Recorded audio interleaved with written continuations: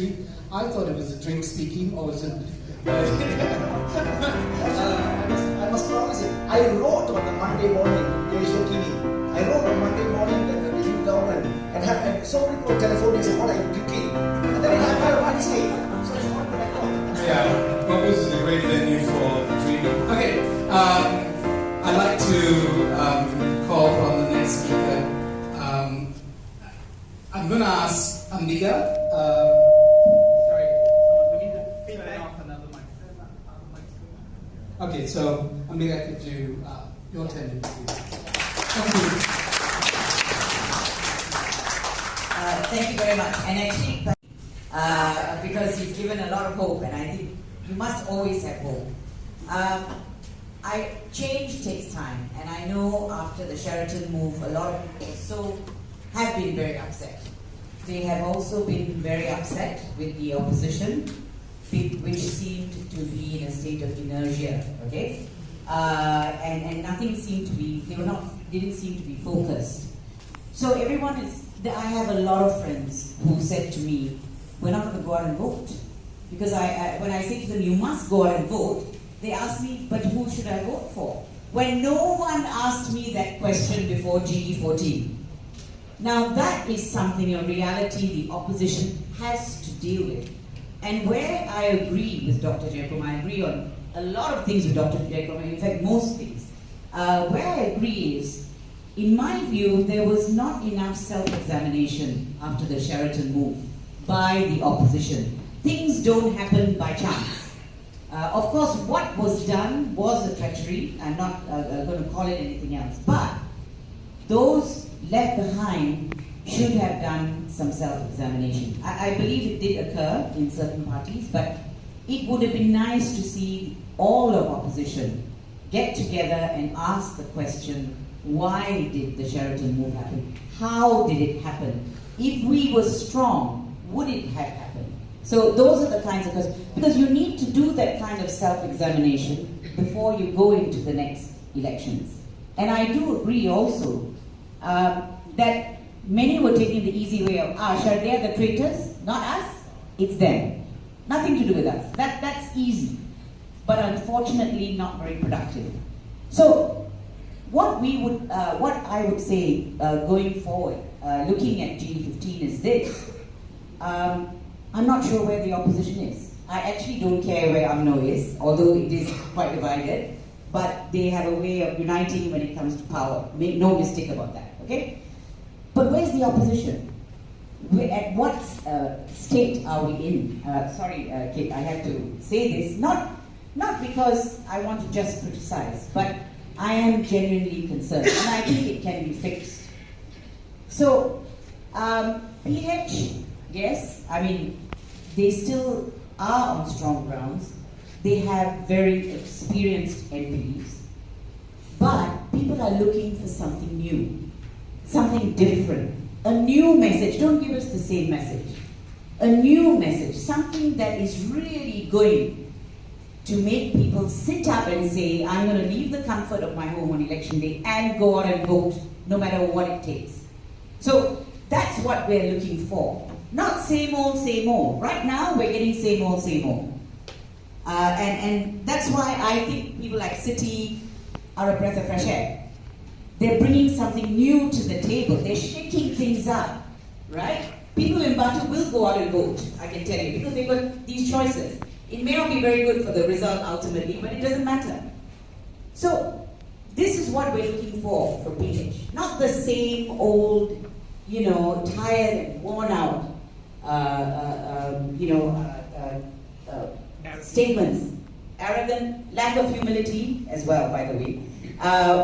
But that's what we would like to see. So, for example, Muda is on the scene. So is Muda going to join PH? They have asked to. Well, big question mark. I would have thought something like this is not very difficult to decide, but clearly it is. We don't know what the issues are, but the point is, everybody has differences, even in PH, even with Muda, even amongst themselves. The only question I have for the opposition is, are you all prepared to put aside those differences for one reason and one reason only? To Barisan Nasional. That must be the only question, right? But it doesn't seem to be. So you see, it's all very well to say we are thinking, considering, etc. We don't have time. And I can tell you, you cannot whip up the sentiment of the public if you don't tell them clearly now what our choices are. And that's what I think is one of the issues that we have to be concerned about. Now, the other thing is, underestimate Bersatu. Don't underestimate PAS. Okay? These people have been working with their base from cradle to grave. They look after them cradle to grave. Very hard to break those sorts of loyalties. So don't underestimate them in the next election. Bersatu, if you look at the Johor elections, it tells you a thing or two about the strength of Bersatu, because those who don't want to vote for UMNO for various reasons choose Bersatu. They may not be choosing anyone else. So that is another thing that we have to, I'm assuming that the PH, etc., are actually speaking to those who are in the know with the data.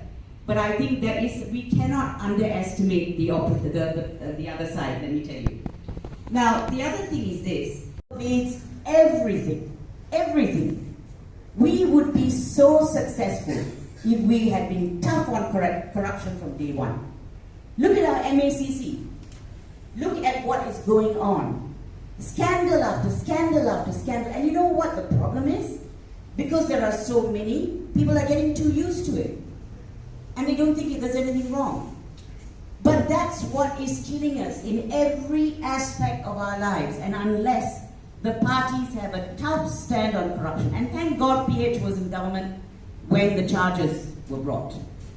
Because after the decision, I believe, after the federal court decision, people seem to have hope again. And we need to ride that wave. That is the wave we need to ride. We need to build on that hope that our institutions work. When our institutions work, good things happen. The right things happen. Now, the problem with the Sheraton move was that it basically, people lost hope, lost faith in our electoral process. And rightly so. So I'm hoping the anti-hopping law, I know it's already been passed, I'm hoping it will come into force. I don't know what the status is with that. It must come into force quickly. Because then people will realize Sheraton can't happen again, or it's unlikely, because of the anti-hopping laws. That's why the anti-hopping law is so critical. Now, I also want to add a couple of things. For me, as I say, corruption is the biggest issue. And the theme, I would suggest a theme for the opposition for the next elections. Never again, that was a theme I think in the Philippines as well, never again must we vote in corrupt politicians. Never again. And that's what the theme should be. That should be what resounds in the next elections. Now, I also think that my fear for opposition again is not everyone is on the same page that they want to win the next elections. I want to be sure that every single person in the opposition wants to win the next election. To me, it can be done. To me, it can be done. But every single one of them must have that same plan. They must be on the same page. Now, there are a lot of issues, and I'm not going to, obviously, I don't have time to deal with it. I actually think, I said to someone, I really wish our politicians, MPs, etc., only had one term in power. Maybe 6 years. Because then they won't keep doing things. Then they will work for the country. Because they won't care whether they are popular or not. They will do what is right. Because right now, everybody just wants to be popular. That's why religion, race, etc. takes center stage.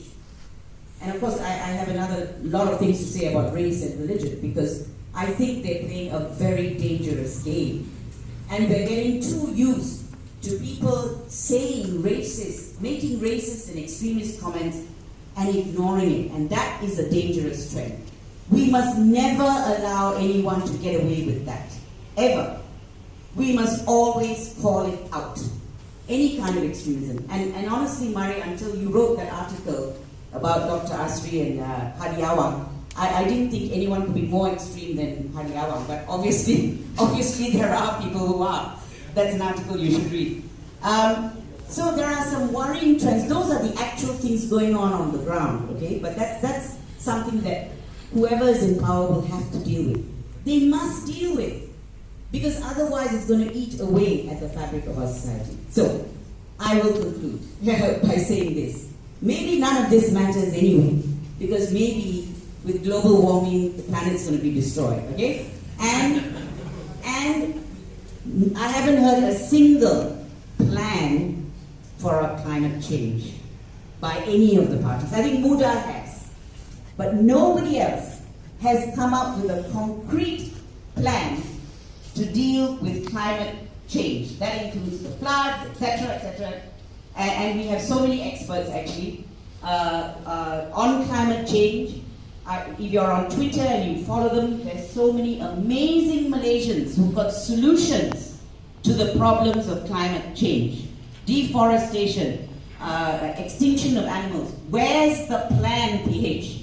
Okay? A comprehensive, workable plan for climate change. As I say, because at the end of the day, we can do whatever we want on the political front, but if we're all going to be standing knee-high in water every floods, then really we're not going to get very far. Thank you. So with that, thank you. Give you an extra 30 seconds because I'm glad you brought up climate change. Okay, so we're going to be heading into the Q&A session after Taufik, so just gather your thoughts because you'll be given exactly 30 seconds to ask your question directed to either an individual or to the entire panel. No time for long speeches, okay? So just gather your thoughts even as you listen to Taufik, our last speaker.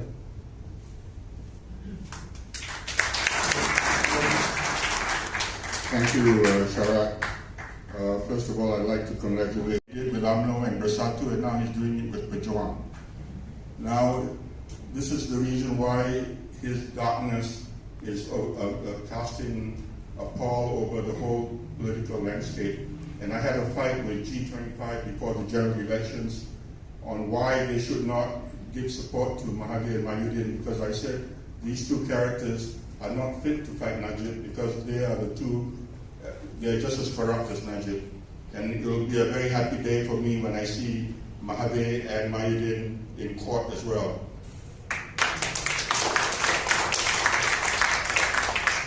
Another thing which I'd like to say is that there used to be a joke among me and my liberal Malays about Daim. We used to say that 10 dimes make $1. If you're in America, you know what I mean. I don't think I need to say very much today because the trouble with being the last speaker is everybody else has said what you wanted to say. So I'll leave the floor right now and open it up to questions. Thank you. If you want to take that in a general sense, these promises to adopt declarations, their effectiveness. Huh? Will you look at it? Firstly, let me say this. I'm some hearing problem. So I cannot catch what our friend has just asked. He said, would you accept the 5-pillar reform agenda, reform declaration that was, put together some years ago? I think Mr. Lim Pitsiang wouldn't know what the pillars are. Okay, so maybe Iris will sit down. We'll come back to that question. Next question, please. I have the pillars here. Sydney, would you like to read out the pillars? Yes, okay. The draw independent pillars. Okay. Pillar 1 is to ending divisive politics. Ending divisive politics. And then pillar 2, MA 63, delivering to Sabah and Sarawak. All that was promised without further delay. Pillar 3, restoring all guaranteed freedoms back to the Rakyat. Pillar 4, restoring all institutional power back to the Rakyat. Establishing a need-based affirmative and poverty eradication policy and program. The Pillar 5. So Okay, thank you very much for that, Siti. Well, I think there's no problem. That should be the basis for a new measure. yes. Yeah. Next question. Sexist and racist. So that is going to be our difficulty. I mean, what Tommy says is right. If it is anything but UMNO, and I think we're still at that stage where it is anything but UMNO, then it doesn't matter who the candidate is as long as they come from that particular party. And by the way, you see, we have a paucity of good candidates, but I think we must demand of PH, if that is the party we're going to back, or whoever you back, okay, that they put forward quality candidates, or we will refuse to go out and vote. That's what I think we have to start telling them, so that the candidates are better candidates.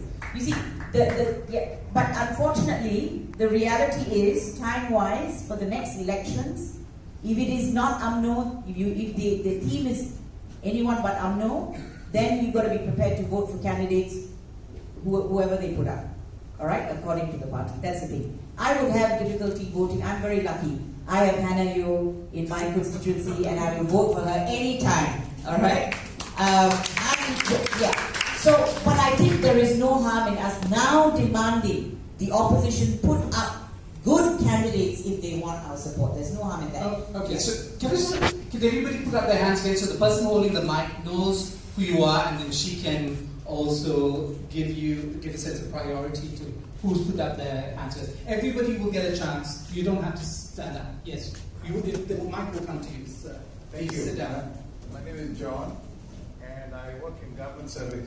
When we talk about dark forces, we don't have to guess where the dark forces are, because you need authority, you need power to apply dark force principles on the ground. So my question is directed to Tommy, if you don't mind, Tommy. Where did Raymond Ko go? Where did Pastor Helmi go? Where did Amri Chemat go? Cannot the police answer this question? If not, who is running this damn country? Thank you.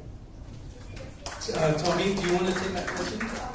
Sad to say, I can't answer that. I mean, the only agency that can answer it is the security forces, the people who are looking after it. They have never answered the question. So, I mean, we tried in our short period there. We asked them, but they would run us around, and it's because of who guards the guards, who polices the police, the oldest thing from Caesar days. So, really unsatisfactory.